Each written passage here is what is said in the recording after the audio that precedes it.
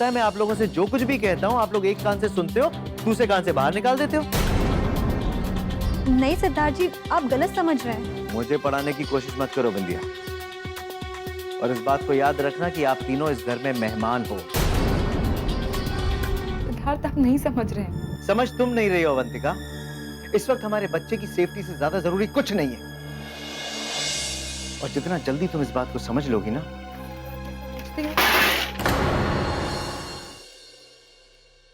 मैं कम इन सर? आओ अवंतिका, आओ बैठो। अवंतिका, इस महीने की 31 तारीख को तुम्हें सिंगापुर के लिए निकलना है। तुम्हारी टिकट कल आ जाएगी। सर, आपने इतने जल्दी सब कुछ फिक्स भी कर लिया? वक्त ही नहीं है। फरवरी में वहाँ इंटरनेशनल ट्रेड फेयर है और बोर्ड चाहता है कि वहाँ हमारा स्टॉल लगे, लेकिन इसकी तैयारी के लिए कम से कम 2 महीने लगेंगे। लेकिन सर, मैं सिंगापुर नहीं जा सकती, मैंने आपसे पहले भी कहा था। और मैंने तुमसे कहा था कि ऐसा मौका जिंदगी में कभी कभी आता है, इसे खोना मत। सर, मैं जानती हूँ, लेकिन मेरी मजबूरी है सर, मैं नहीं जा सकती। अवंतिका, मैंने बोर्ड को समझाने की कोशिश की कि तुम्हारे साथ कोई कंपेनियन भेजा जाए। तुम किसी को भी ले जा सकती हो, हस्बैंड को, माँ को, सासू जी को, जिसे चाहे ले जा सकती हो। कोई अपना साथ रहेगा तो 2 महीने का टाइम यूं निकल जाएगा। तुम्हें पता भी नहीं चलेगा कि तुम कब गई और कब वापस आई। Thank you so much sir, आप मेरे लिए इतना कुछ कर रहे हैं, लेकिन सच में मेरी मजबूरी है। मैं चाहकर भी सिंगापुर नहीं जा सकती सर। अवंतिका, किसी भी धागे को इतना नहीं खींचना चाहिए कि टूट जाए। बोर्ड तुम्हें इतनी सुविधा दे रहा है और तुम ओके ना नुकुर कर रहे हो। Sir, I am really sorry. मैं आपकी और बोर्ड ऑफ डायरेक्टर्स की शुक्रगुजार हूँ, लेकिन मेरी मजबूरी है। मेरे डॉक्टर ने मुझे इतने लंबे सफर की परमिशन नहीं दी। उन्होंने कहा है कि अगर मैं किसी लंबे सफर पर गई तो बच्चे के लिए खतरा हो सकता है सर। तो बड़ी मुसीबत हो गई, कैसे करें। मुसीबत यह है कि ये डिसीजन ना मेरा था ना मैं बदल सकता हूँ। ये डिसीजन बोर्ड का है और वो लोग तो मानेंगे नहीं। सर, आप चाहे तो मैं उनसे बात करूं। सर, मैं उनको अपना मेडिकल सर्टिफिकेट भी दिखा सकती हूँ, या तो फिर आप या कोई और मेरी डॉक्टर से भी मिल सकता है सर। तकलीफ ये है कि तुम्हारी जगह कोई ले नहीं सकता। या तो मैं तुम्हें भेजूं या तुम्हारा जैसा काबिल मैनेजर ढूंढूं और उसे सिंगापुर भेजूं। सर, अगर आप परमिशन दे तो एक है मेरे दिमाग में। अगर आप चाहे तो मैं उससे बात करवा सकती हूँ आपकी। ये बात नहीं है अवंतिका, तुम्हारी जगह पे कोई आया तो उसकी पोजीशन सेम होगी। हाँ सर, वो तो होगा। यही तो समस्या है। तुम्हारी पोजीशन पे 2 लोग नहीं रखे जा सकते। सर, तो इसका क्या मतलब है? यही तो मैं तुम्हें समझाने की कोशिश कर रहा हूँ। या तो तुम सिंगापुर जाओ या अपना इस्तीफा दे दो, तो मैं तुम्हारी जगह किसी और को भेजूं।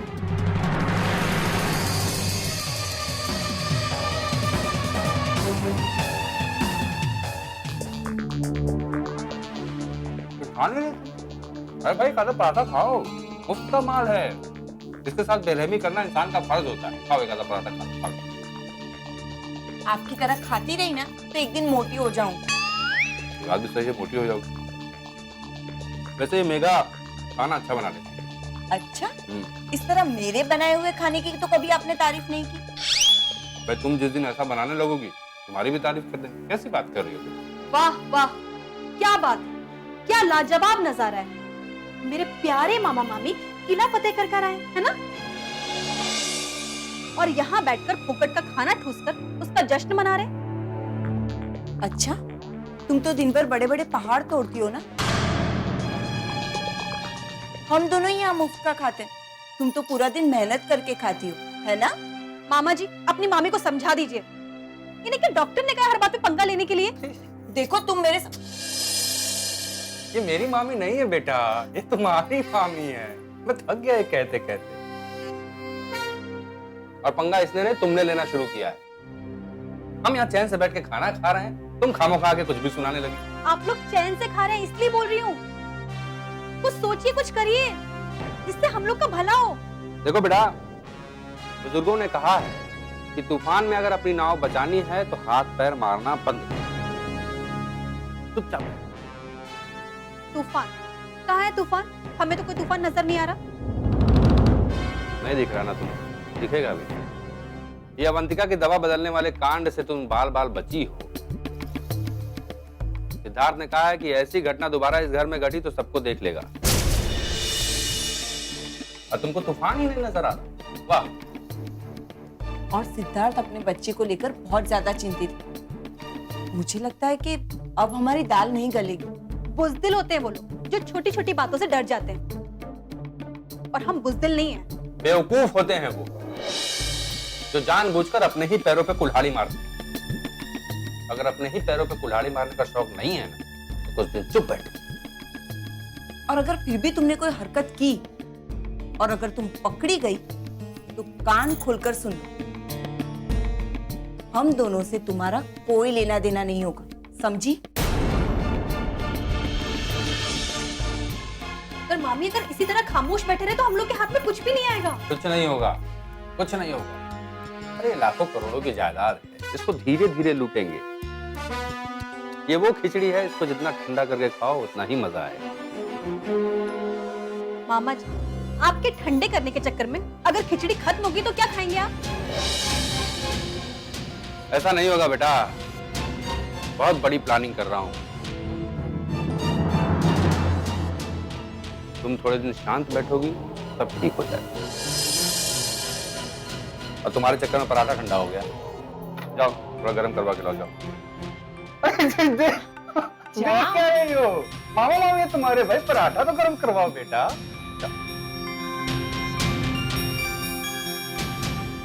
जाओ ना, अच्छे से गरम करके लेके आओ, जाओ। देखना जले ना 3 बार सुबह गर्म हो। बेचारी बिंदिया रानी।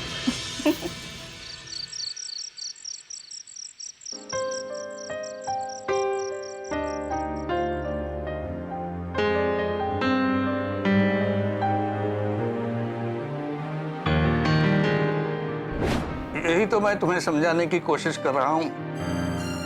या तो तुम सिंगापुर जाओ या अपना इस्तीफा दे दो, तो मैं तुम्हारी जगह किसी और को भेज दूं।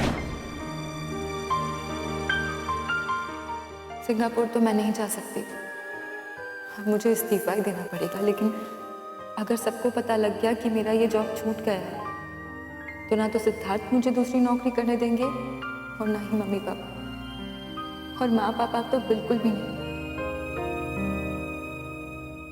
और अगर मेरे हाथ में कोई जॉब ही नहीं होगा तो मैं माँ पापा की ज़रूरतों को पूरा कैसे करूँगी? पापा के इलाज के पैसे कहाँ से आएंगे? प्रतिमा की पढ़ाई कैसे होगी? यानी मुझे जल्द से जल्द दूसरी नौकरी ढूंढनी पड़ेगी, और वो भी ऐसे कि किसी को भनक भी ना लगे।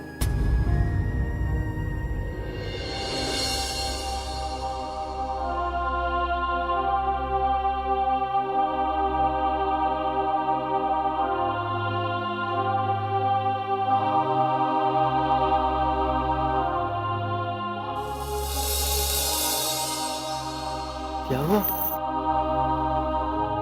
कुछ नहीं, कुछ नहीं चाहिए? हुआ। नहीं परेशान हो? नहीं, बिल्कुल नहीं।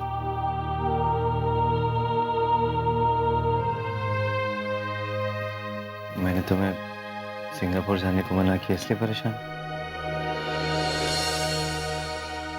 देखना बाद में तुम्हें रियलाइज होगा कि एकदम करेक्ट डिसीजन था। हाँ सिद्धार्थ, लेकिन मुझे इस बात का बिल्कुल बुरा नहीं लगा। इनफैक्ट जब मैंने अपने बॉस को बताया कि डॉक्टर ने सिंगापुर जाने से मना किया है, तो उन्होंने ही खुद कहा मुझे कि मुझे ऐसी हालत में जाना ही नहीं चाहिए, और उन्होंने मुझे 1 हफ्ते की छुट्टी भी दे दी। तो ऐसी कोई बात नहीं है। तो फिर किस लिए परेशान हो? नहीं, परेशान कहाँ हूं मैं? प्यास लगी थी नींद में, तो पानी के लिए उठी थी। पानी मैं देता हूँ।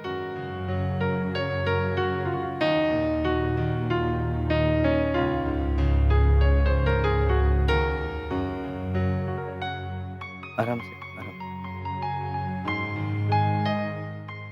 कुछ चाहिए? सॉरी। हाँ?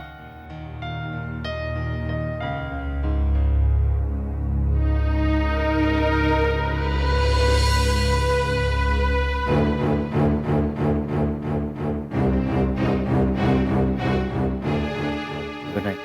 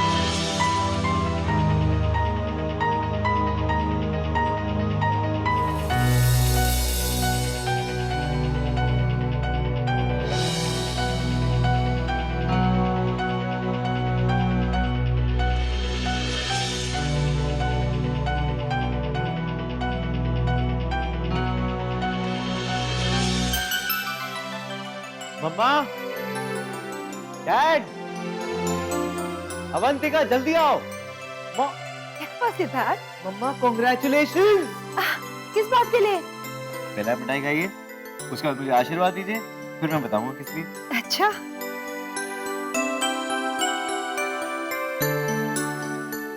माँ मेरा सॉफ्टवेयर फाइनली अप्रूव हो गया है।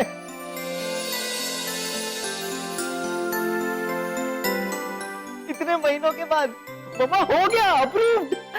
भगवान तुम्हारी हर तमन्ना पूरी है, हर खुशी दे। Thank you mamma. डैड का है मम्मा? डैड नहीं दिखाई दे रहे। अरे वो बाजार तक गए हैं, आधे घंटे में आ जाएंगे। कांग्रेचुलेशन सिद्धार्थ। Thank you.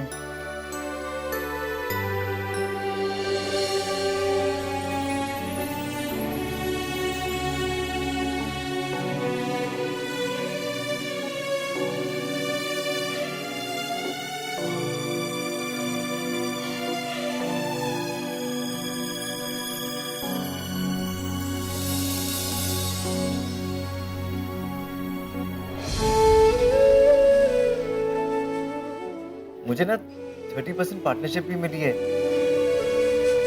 दो साल का कॉन्ट्रैक्ट भी है और उसके बाद परसेंटेज बढ़ भी जाएगा, है ना कमाल मम्मा? भगवान का बहुत बहुत धन्यवाद। पता है सिद्धार्थ जी, इस दिन के लिए हमने कितनी प्रार्थना की थी, कितनी मन्नतें मांगी थी और कितने भिखारियों को खाना खिलाया था। आज हमारी मेहनत सफल हो गई। मामा मुझे ना बहुत सारे मेल्स करने हैं, बहुत काम है। आप सबको मिठाई खिलाइए, मैं अपना लैपटॉप पकड़ के मैं चलता हूँ। लो विद्या, मैं भी सिद्धार्थ के पापा को फोन कर लेती हूँ, उनसे कहती हूँ कि घर जल्दी आए। क्यों अवंतिका, कैसी लगी तुम्हें सिद्धार्थ जी की सफलता? बहुत चुभ रही है। ऐसा लग रहा है कि बहुत बड़ा पहाड़ टूट पड़ा है मेरे सर।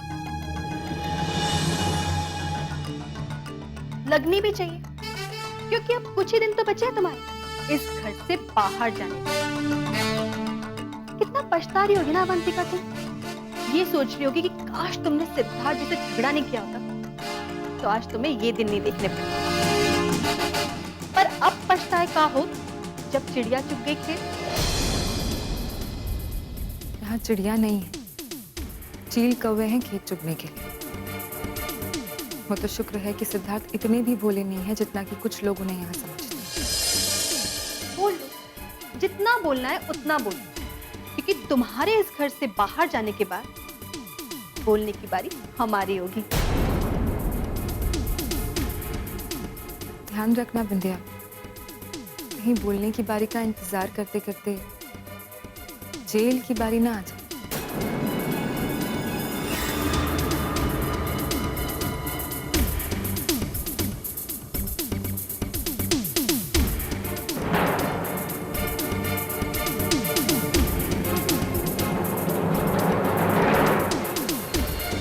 मैं अपना बोझ अपने कंधों पर खुद उठाना चाहता हूं, और वो तभी हो सकता है जब मैं घर से बाहर जाऊंगा।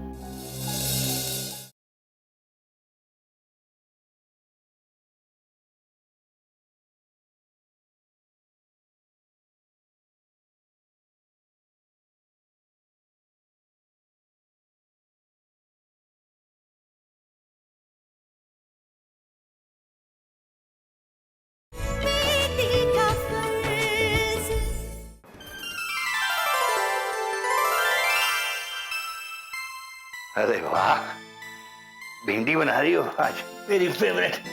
थोड़ा पानी पिला दे मीनाक्षी। अभी नहीं।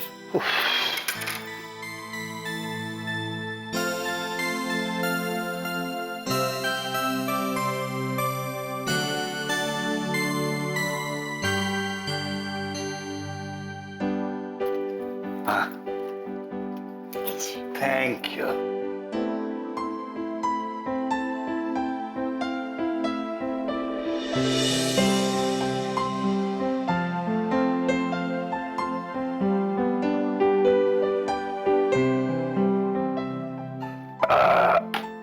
एक बात पूछूं? आप रोज सुबह सुबह बाहर निकल जाते हैं और फिर शाम को देर से लौटते हैं। कहाँ रहते हैं आप दिन भर? बस यूं ही घूमने चला जाता हूँ। रोज रोज दिन भर आप घूमते रहते हैं? अब क्या है कि काफी दिन हॉस्पिटल में था,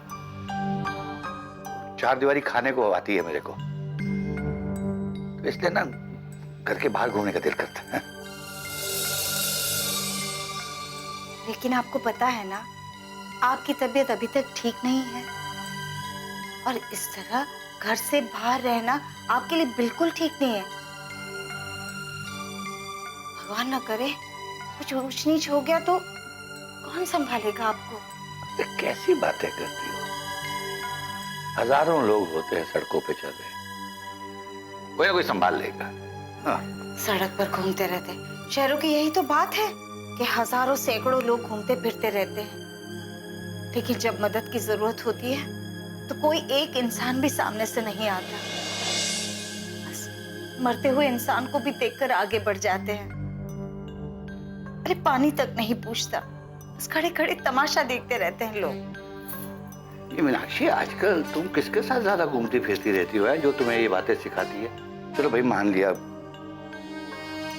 बहुत से लोग ऐसे हैं जो देखे को अनदेखा कर लेते हैं। मीनाक्षी, बहुत से लोग ऐसे भी हैं जो तुम्हारी मदद के लिए आते हैं।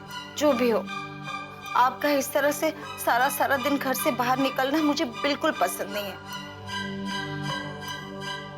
आप बस सारा दिन घर पे बैठा कीजिए। वो तो नहीं होगा, वो तो नहीं होगा मीनाक्षी, मैं तो बाहर घूमने जाया करूंगा। तो आप क्या चाहते हैं कि मैं रोज दिन भर बैठकर आपकी चिंता करती रहूं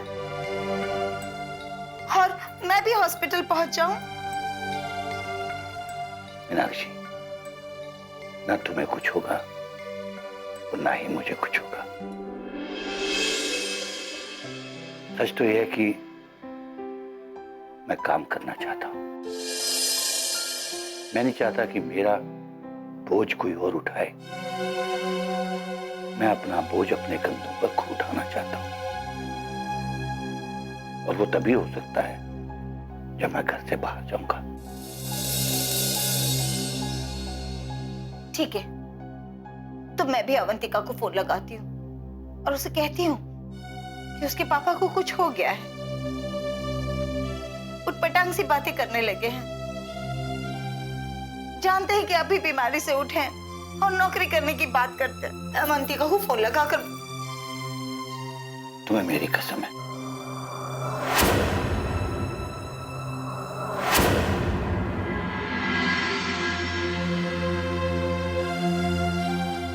तुम उसे फोन नहीं लगाओगी।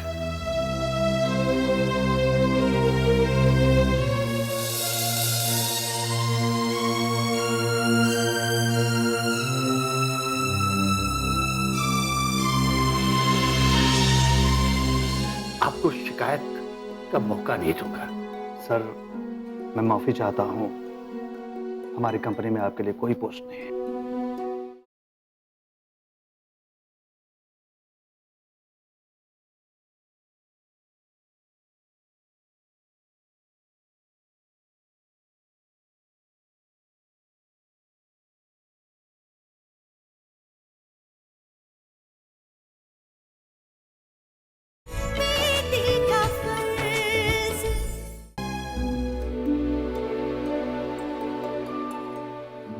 मैं कमिंग सर। यस, कम इन।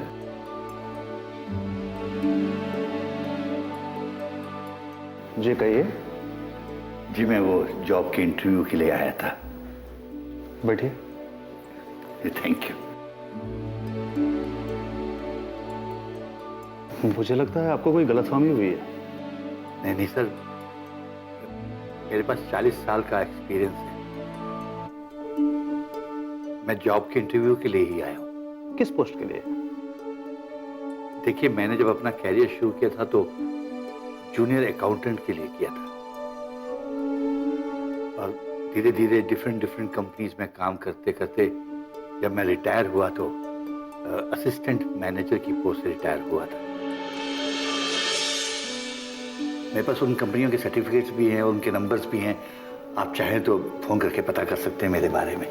नहीं सर, ऐसी कोई बात नहीं है, लेकिन हमने विज्ञापन अकाउंट मैनेजर का दिया था। अकाउंट मैनेजर आप समझ रहे हैं, जो हमारे क्लाइंट को हैंडल कर सके। इसलिए मैंने कहा आपको कि आपको जरूर कोई गलतफहमी हुई है। देखिए, मुझे जॉब की सख्त जरूरत है। पिछले कई हफ्तों से कई दफ्तरों के चक्कर काट चुका हूं, लेकिन कहीं कोई काम नहीं मिला। मेरा विश्वास कीजिए, मैं दिल लगा के काम करूंगा। आपको शिकायत का मौका नहीं दूंगा। सर, मैं माफी चाहता हूं, हमारी कंपनी में आपके लिए कोई पोस्ट नहीं है। Really I am sorry. Thank you.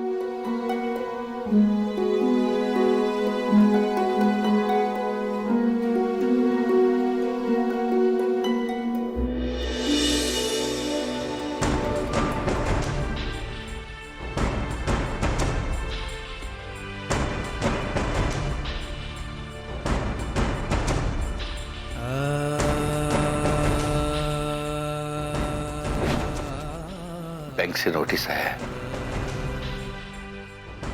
और मकान वहां गिरवी है ना?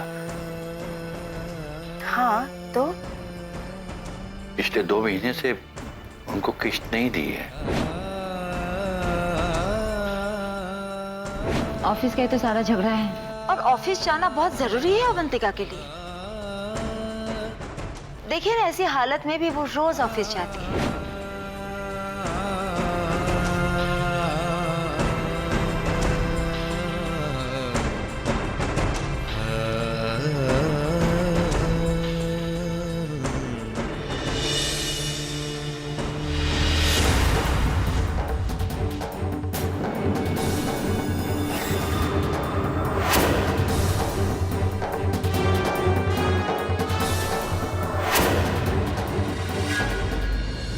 पिछली सैलरी आपकी 1.5 लाख थी, और इस पोस्ट के लिए मैं सिर्फ 60,000 दे पाऊंगा आपको। मुझे मंजूर है सर। कमाल है। वो मैं हिसाब लगा रही थी कि मेरा ऑफिस आपके ऑफिस के रास्ते में ही पड़ेगा ना। इसमें हिसाब लगाने की क्या बात है, रास्ते में ही तो है। नहीं सिद्धार्थ, मैं क्लाइंट के ऑफिस में जा रही हूँ। लेकिन अभी अभी तुमने कहा कि तुम ऑफिस जा रही हो। हाँ, ऑफिस का ही काम है, लेकिन जो मीटिंग है वो क्लाइंट के ऑफिस में।